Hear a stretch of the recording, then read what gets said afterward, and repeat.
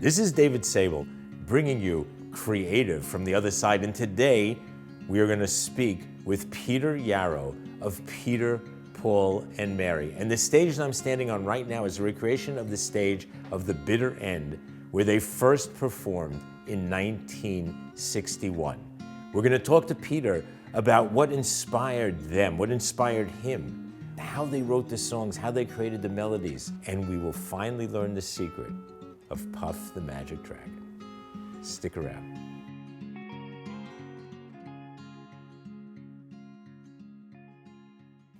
Where you and I are sitting today, I chose this because it reminded me of The Bitter End. And I thought it would be kind of cool to interview you in a play. I don't think, in fact, they've changed the paint here since they originally painted The Bitter End, but that's a separate story. 1961, Peter, Paul, and Mary go on stage at The Bitter End for the first time. Peter, you've told us who you are. Mary, the shy, blonde, beautiful woman. But I thought she was shy. She didn't like performing in the beginning. That's not true. Oh. She was scared to death to perform, but she had been on Broadway with Mart Saul, and she was on a record. Right, she was with Mart Saul. I forgot. So, but she was still scared. But what she was an absolutely determined, formulated woman who would not live in the land of BS. She spoke her mind. And she was a village chick, with all due respect. Albert said, however, because she was so, she was so they didn't define the word feminism then, but she was kind of a New York feminist, a little bit brassy. And he said, look, you're not speaking on stage. He told her that. Peter, you're the serious one. No Paul Stuckey. You're the comedian. He was a comedian. Right, Paul, that was Noel Stuckey, so Paul, Peter Paul, that was his middle name. That's right. And then, so we had this meeting where we all met in Paul's walk-up. He was living with Tom Paxton at the time on Avenue B and whatever. And we go up there, and Noel Paul Stuckey does not know folk music. He knows jazz, he knows classical music, and he had a rock and roll band called the Birds of Paradise. Folk music he does not know, but he is super gifted. But what are we going to sing? Okay, I said, let's sing The Cruel War is Raging, which is the first song we worked on. He doesn't have a clue. What did Mary and I know it backwards and forwards? We're Seeger's readers. What do we know? We know this. Mary had a little lamb, and as we sing it, each one of us takes the melody. And I'm going, Mary had a little lamb, and Mary's singing the melody, and then Noel Paul, and I'm sitting there, and I say, it's like people say, I knew the moment I saw her, I was going to marry her. I called up Albert Grossman, I said, I found him. We're doing it. And that was it. And the next day we started rehearsing.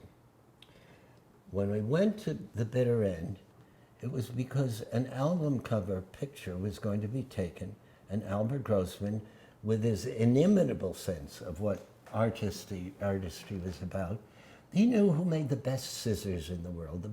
He knew years before anybody else, that the food was poison if it was this and that. He knew he was a genius. And so he brings in Milton Glaser. Milton Glaser walks over to the wall and draws a heart on it, like this, in back of us. And we sit there on these stools and they take pictures, and that's our first album cover. The first album cover. And that's, in its own self, it's not like I Love New York, but it became a real image of Peter, Paul, and Mary that was, I should read you the liner notes for the first album, written by John Cord, Albert Grossman's partner, because he said at the end, honesty is back, tell your neighbor. And he saw this. That's great for us, for our industry. I love Yeah. it.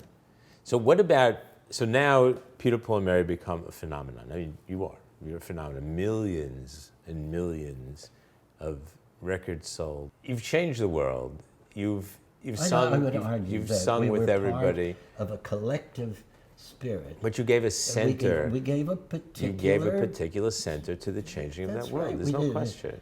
And we were kind of a bridge because Bobby Dylan, who was there in Greenwich Village, Albert came to me and he said, I'm thinking of managing Bob Dylan. What do you think? You know, I was his real, you know, at that point, Albert was really emerging. He had worked with Joan Baez and Bob Gibson and Josh White and Odetta, but he and I had a special relationship. I said, I think he's amazing.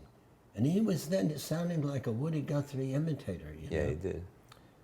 He hadn't yet crystallized it so that it was totally his own. But he was a person that took from, as I showed you, from Lord Randall, and it became, Hard Rain Is Gonna Fall. Then he brings a demo, right? And on it are two songs that I know it, like I never knew anything more. That Blowing in the Wind is going to hit this dead set, the alive center of our souls. So for the only time in our history, we went into the recording studio before we had started performing a song, recorded Blowing in the Wind. It hits the chart, and 1 week prior to the March on Washington, where we sing it, it achieves its zenith point at number 2 on the charts. And we're there, standing there, and Mary puts her hand in mine. She takes my hand, and she says, Peter, we are watching history unfold. When Martin Luther King was delivering his I Have a Dream speech. And it changed us, because you believe in the power of people, ordinary people, not the elected officials, not the wealthy people, ordinary people, to change the course of history if they stand together. And once you believe in that, you're not afraid of a pretty, ambitious agenda, because you've been a part of it. You've brought in the integration movement, the civil rights movement is the name for it, and then you stop a war. Who is we? It's the people. And then you respect that as a force, and you see how it evolves into the women's movement, the environmental movement, etc. And that becomes the genesis of the bond that we had for each other. And whenever we were getting fed up with each other, like ordinary people do, and that's why groups break up, we always had that sense of the importance of something that we could do where this force would come through us. And as Mary said, we're Seeger's Raiders. And Pete Seeger's Raiders. Pete Seeger, yeah, Pete Seeger's Raiders. And so there was something more important. Whose music I was also brought up on. Then who dissed whom, in what way, on that song, or in that restaurant, or whatever. It's nothing. So one last question. Yes. Talk about Puff the Magic Dragon. Right. One of the most famous songs you perform. Loved by generations, and in my view, 1,000 years from now, when YouTube is gone and all the ephemeral things that we talk about today that go viral, nobody remembers, people are going to be singing that song, they're still going to be listening to Peter, Paul, and Mary, in my view, but children are going to be singing Puff the Magic Dragon. Why? What was it about that song? How did you come to that? Well, there's lots of stories about it. None of which you've said, most of them aren't true. The interesting thing, what it is, I co-wrote that with Lenny Lipton. He was my really good friend, and I was kind of more a mentor, a big brother to him. And he came to my house, my apartment in College Town at Cornell, and he sat down on the typewriter, because I wasn't there, and he typed this one out. It wasn't the whole lyric, it was about half the words, but it was substantially there. And then he turned the paper over and he wrote a scatological piece that was funny and irreverent. But on the other side, I looked at it, I came in and he'd left the piece of paper in the typewriter. And I looked at it and I said, I see this. And then what I did, it was an adventure. But when you get to the part you say, a dragon lives forever, but not so, little girls and boys, that's where my vision takes off. Now, it is not the lyrics alone, but it is the conjunction of the lyrics, the music, and the intention that makes people feel the sense of reaching their souls as children and adults, that there is yearning and sadness in all of us. And somehow that is not only an expression of pain, but an affirmation of what makes us alive. Now that's not something you're going to talk to a 4-year-old about, but they get it. And I sing there, and I have 4-year-olds who go and they know all the words, and they cry, and My their parents grandchildren cry. don't know all the words. So when I sing, look, if I were to sing, here's the difference. I'm not intending to sing it with this intention of the song that I just sing. Puff the magic dragon lived by the sea. Okay, that's okay for one of the choruses, but if I'm singing, a dragon lives forever, but not so, little girls and boys. Painted wings and giant's rings make way for other toys. One great night it happened, Jackie Paper came no more. And Puff, that mighty dragon, he ceased his fearless roar. His head was bent in his sorrow, green scales fell like rain. So what is going on here? What is going on is that this moment in me that I shared through the lyrics that were written by Lenny Lipton and what I added was, in a way, the epitome of a kind of yearning for something to be. In me, it was an identification, I believe. Again, this is the psychology major talking as nonsense. In me, it was a way of expressing the pain that I saw my mother go through when the divorce took place, and the pain of unrequited love, because she was totally crazy. And it was the yearning for that, but it was translated now into the feeling of what was going on in this song. So when I sang it, you feel that in my voice. However, it also was about the yearning for something to be right that is wrong.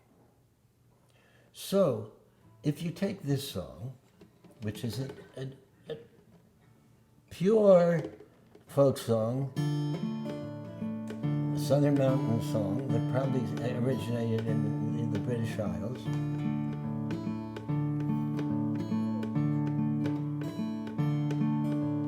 I was born in East Virginia, North Carolina, I did go, and there I met the fairest maiden, her name and age I do not know. I'd rather be in some dark hollow where the sun refused to shine than for you to be another man's darling, and to know you'll never be mine. So that's the song of unrequited love. Union song. I don't want your millions, mister. I don't want your diamond rings. All I want is the right to live, mister. Give to me my job again. We work to build this country, mister, while you live your life of ease. Now our children, they go hungry. Our children, they starve and they freeze. No, I don't want your millions, mister. I was born in East Virginia. What's similar about these songs? One is yearning for the resolution of unrequited love, and the other is yearning for justice. And the way in which Peter, Paul, and Mary happened was that we took the sensibilities that we experience in personal ways, and when we encountered the reality of the inequities and unfairnesses about which we could do something in music, as Pete Seeger was doing it, that kind of sensibility flowed right into that portion of our souls and bound us together. And that is why, when we heard Don't Laugh at Me, it was not unusual for us to be crying together, and with no shame whatsoever. And it's also true that singing together has been abandoned in school. The stupidest, maybe not the stupidest, one of the stupidest things our government has ever done is to abandon the music and creative arts in the schools, because that's where we get our souls. And now that you're here, we're going to sing one last verse of Puff for you. Puff, the magic dragon, lived by the sea. You are not singing. You get over here right now, and you sing, unless you're behind a camera. Get right here. Come on, Suki. Right here. Come on, Suki. Come, Danny. If you don't know the song, just mouth the words. So this is the New York Festival, Folk Festival. This is Suki, we need a female. It would be inappropriate in these times for us not to have a woman. Now get over here, Danny. Come on. Now look at my lips when I'm singing it, okay? Puff, the magic dragon, lived by the sea and frolicked in the autumn mist in a land called Honolulu. Puff the magic dragon, lived by the sea, lived by the sea, and frolicked in the autumn mist, frolicked in the autumn mist in a land called Honolulu.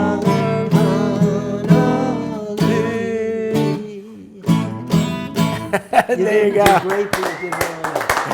That is the New York Festival, Folk Festival, an added benefit of listening and being a part of our creative from the other side.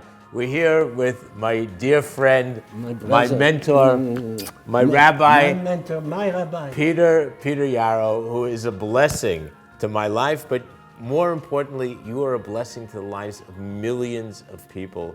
We love you, Peter. Thank you.